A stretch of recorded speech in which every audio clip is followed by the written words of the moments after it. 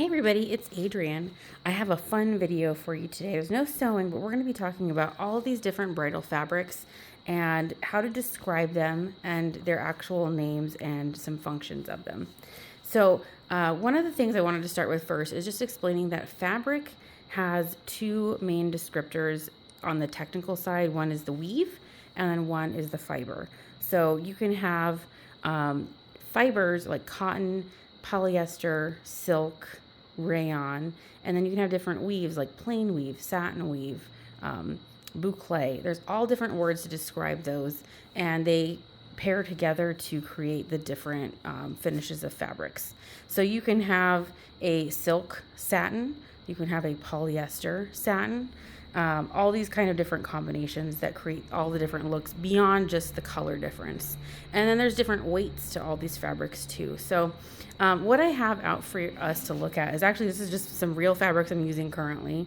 And I wanted to put them away, and I was like, I should actually just talk about these while they're out.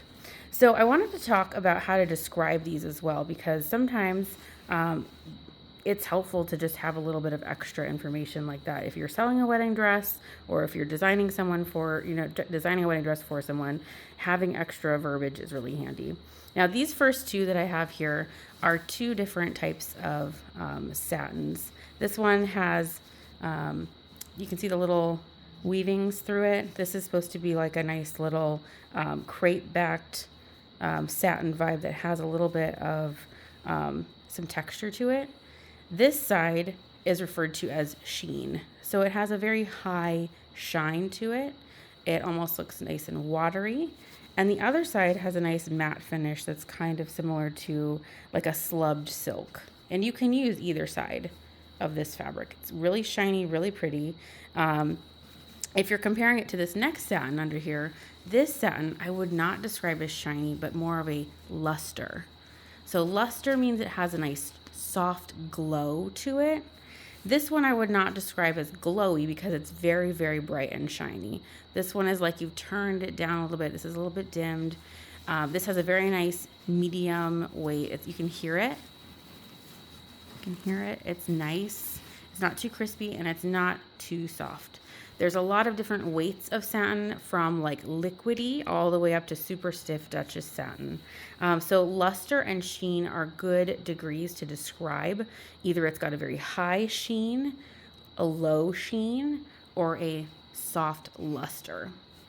As you get into some of the more sheer fabrics, like tulle, the hole size is something that you can also look at for a clue on how to describe it. If it has very small holes and is very soft and drapey, that might be more for a veil or top layers of a skirt or detachable train.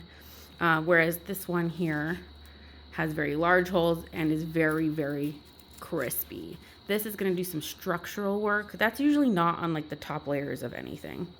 Now this one is called Mirella. This is a fabric that I always describe as an in-between. She's not as crispy as an organza, but she's definitely not as soft as a chiffon. But she has very high visibility through her, and she's got a nice little bit of glimmer. So she's not sparkly, but she's got glimmer.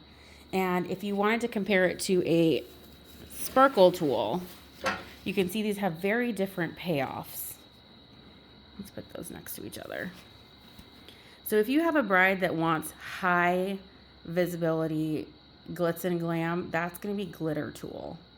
This is glitter tulle here, and you can see that it's got a lot of flash, and this one just has a nice bit of, glow. It gives you a nice little bit of something, a supporting layer. Usually these are not on the top layer of a skirt.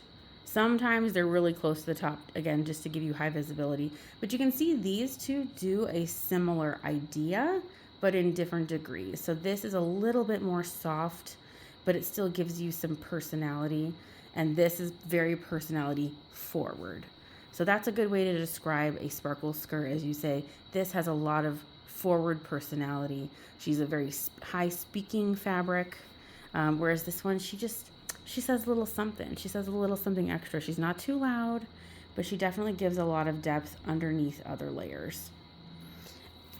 And then on the tools here, I don't actually have a shiny tool right in front of me because it's not one I use super common, but that's another one where you can use the words luster. This is a matte finish tool, and you can see there's no shine to it at all. And the other ones have a very, I don't want to say plastic finish in a bad way, but they have a shine to them where if you roll them, you'll be able to actually see some flash. Flash is another good word to describe any of these fabrics. Again, in degrees of high flash, low flash. This is, again, a very high flash fabric. I would say that she's a medium. She's a medium flash. She's got a little something to say, but like, she's not super bold. She's going to give lots of high shadow marks. You can see she has a lot of varying depths to her. This one is going to give the most. So if you do any like ruching, gathering, pleating, see how it's like really, you can see all the edges. All the edges really just pop. Lots of definition.